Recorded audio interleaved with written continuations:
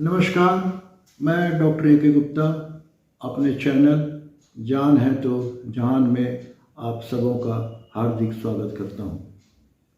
आज एक हम नई समस्या पर बात करेंगे। उस समस्या का नाम है सांस का फूलना, जिसको अंग्रेजी में शॉर्टनेस ऑफ ब्रेथ भी कहते हैं या दम फूलना भी कहते हैं। इसको मेडिकल की भाषा में डिस्निया के नाम से जाना जाता है। ये बहुत ही आम समस्या है। शायद ही कोई हॉस्पिटल या आउटडोर होगा जहाँ पर कुछ मरीज सांस की तकलीफ़ के साथ नहीं जाते होंगे, और ख़ास तौर से ठंड के मौसम में दम फूलने की शिकायत के साथ रोगियों की संख्या ज़्यादा हो जाती है। आप लोगों में से काफ़ी लोग जानते होंगे कि जब भी किसी का दम फूलता है तो उसकी दिमाग में पहली बात आती है कि शायद उसे दमा तो नहीं हो गया है, मगर ऐसी बात नहीं है। सांस फूलने के काफ़ी अन्य भी अपना कारण है, और अंग्रेजी में कहावत है कि all that glitters is not gold. हर सांस की तकलीफ़ दमा नहीं होती।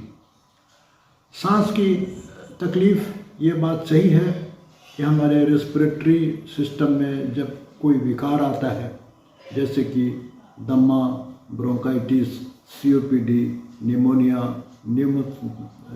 न्यूमोथोरैक्स और अन्य काफ़ी बीमारियां, इंटरस्टिशियल डिजीज, जिसमें सांस फूलने की शिकायत होती है।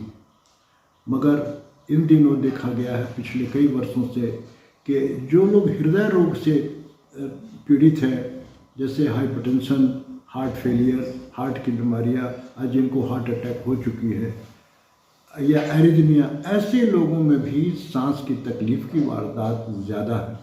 और आप कभी कभी तो हार्ट और सांस, रेस्पिरेटरी सिस्टम की, दोनों सिस्टम की बीमारियां एक ही व्यक्ति में पाई जाती। मगर ये रेस्पिरेटरी सिस्टम और हार्ट के अलावे अन्य कितने ऐसे कारण हैं जिसके कारण बिना श्वसन तंत्र में कोई तकलीफ़ हुए, हार्ट की बीमारी हुए लोगों की दम फूलने की शिकायत हो सकती है। उसमें सबसे इम्पॉर्टेंट है खून की कमी। अगर खून की कमी शरीर में ज़्यादा हो, आपका वेट अधिक हो, आप ऐसे क्षेत्र में रहते हैं जहाँ कि एयर पोल्यूशन बहुत ज़्यादा हो, या आपको घबराहट होती हो, एंग्जाइटी होता हो, तो ऐसी भी परिस्थिति में सांस फूलने की वारदात ज़्यादा होती है।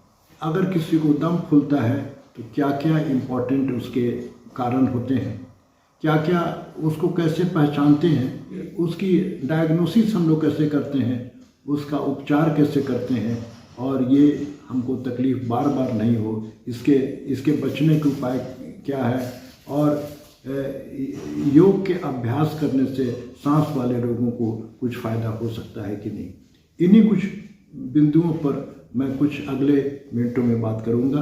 हमारा अनुरोध होगा कि अगर ये वीडियो से लाभ उठाना है तो इसको अंत तक ज़रूर सुने। बहुत काम की बात मैं बोलने जा रहा हूँ, और अगर आपको अच्छा लगे तो लाइक, शेयर करना नहीं भूलें, और सब्सक्राइब भी करने का कष्ट जरूर करें।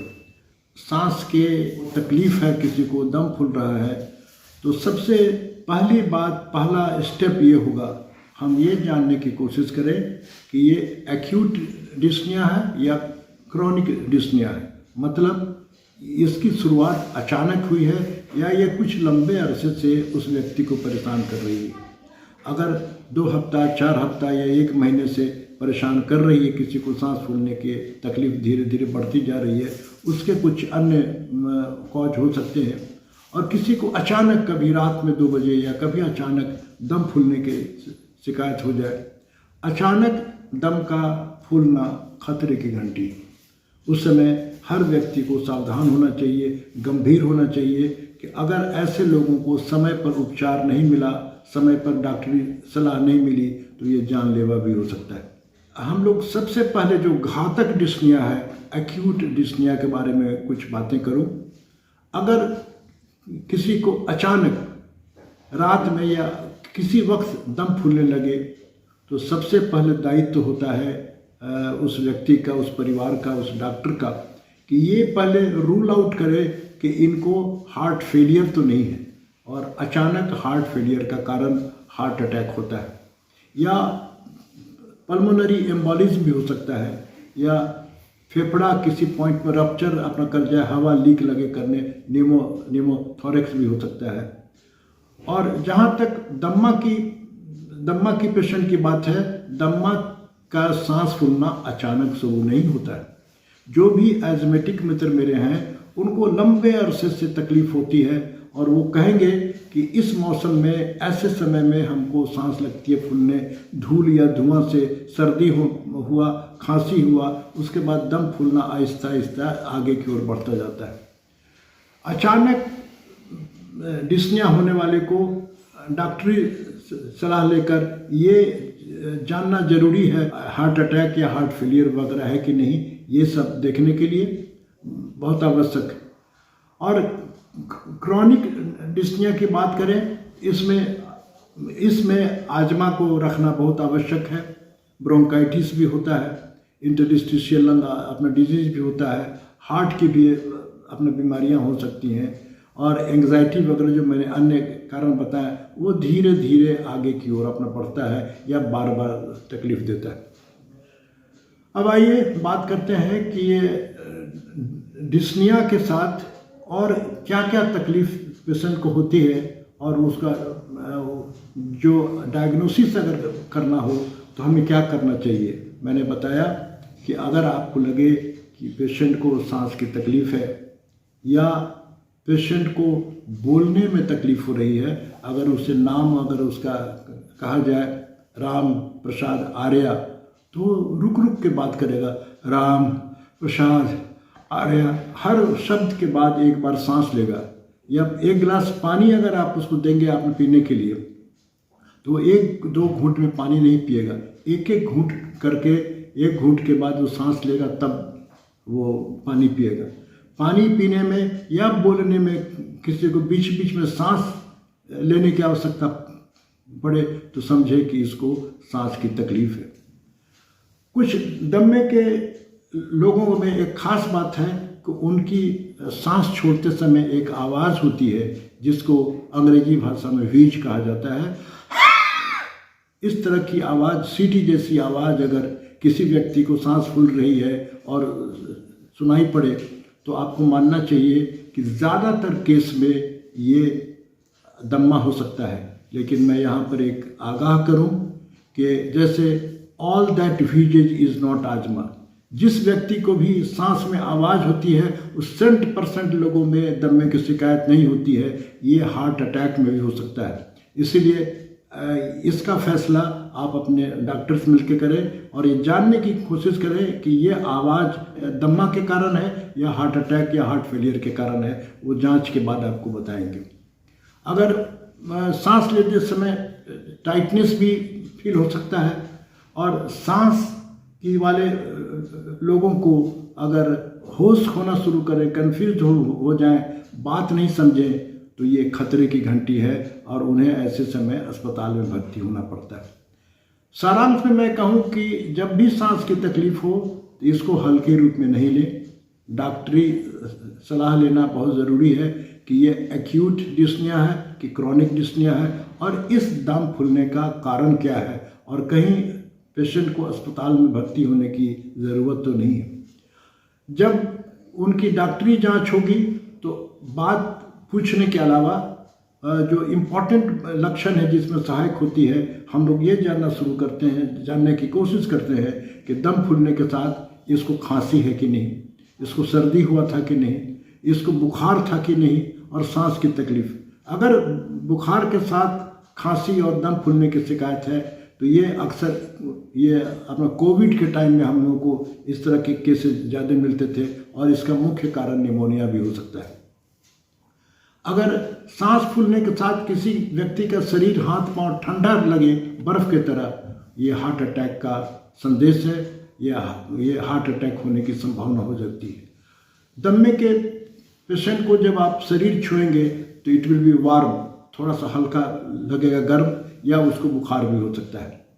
तो पेशेंट से पूरी बात पूछने के बाद अक्सर डॉक्टरी जांच में ऐसे लोगों की एक्सरे चेस्ट की आवश्यकता पड़ती है, एक ईसीजी होता है, इको होता है, स्पिरोमेट्री होता है और कुछ खून की जांच होती है। आवश्यकता पड़ने पर सीटी स्कैन की भी आवश्यकता पड़ती है।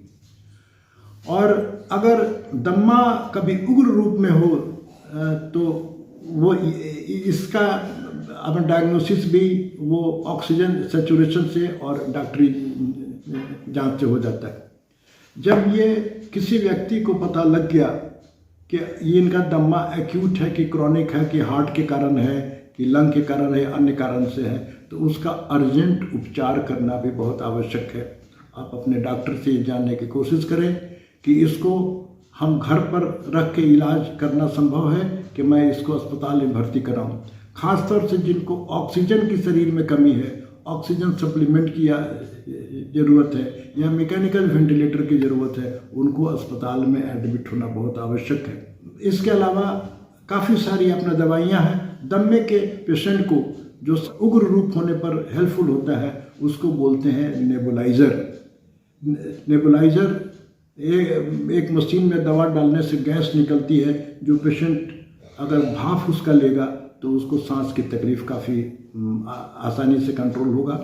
इसके पहले मेरा एक वीडियो YouTube पर आ चुका है दम्मा के बारे में, जिसका मैं लिंक आपको इस वीडियो के अंत में डिस्क्रिप्शन में दूंगा।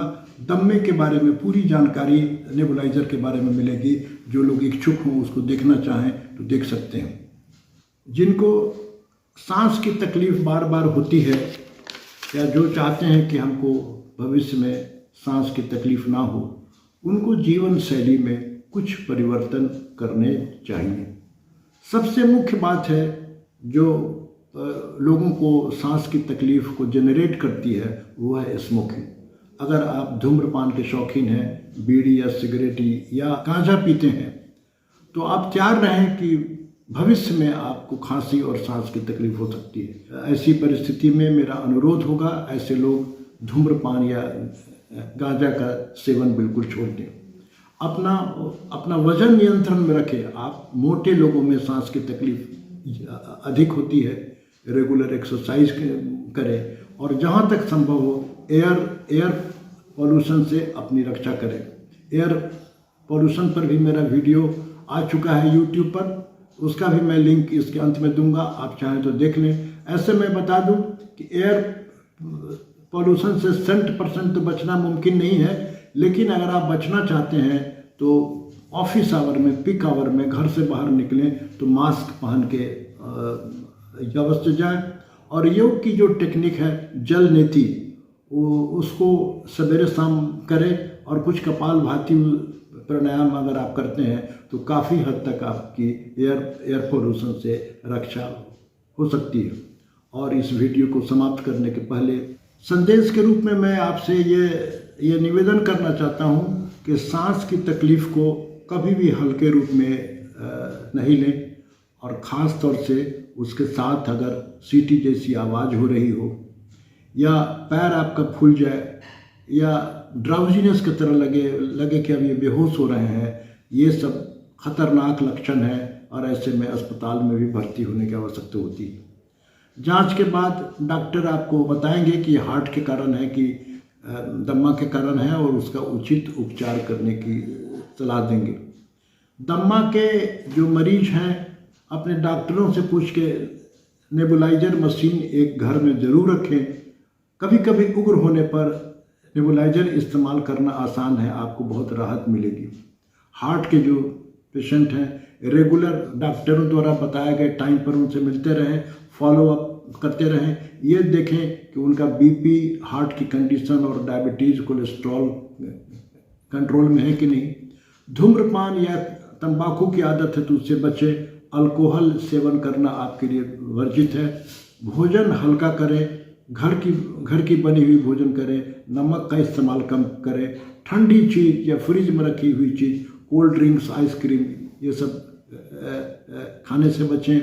और योग की जो प्राणायाम और मेडिटेशन अगर आप करते हैं तो इससे आपको काफ़ी राहत मिलेगी। मैं इस वीडियो को इसी जगह समाप्त करता हूँ और मैं डॉक्टर ए के गुप्ता आप सबों से विदा लेता हूँ।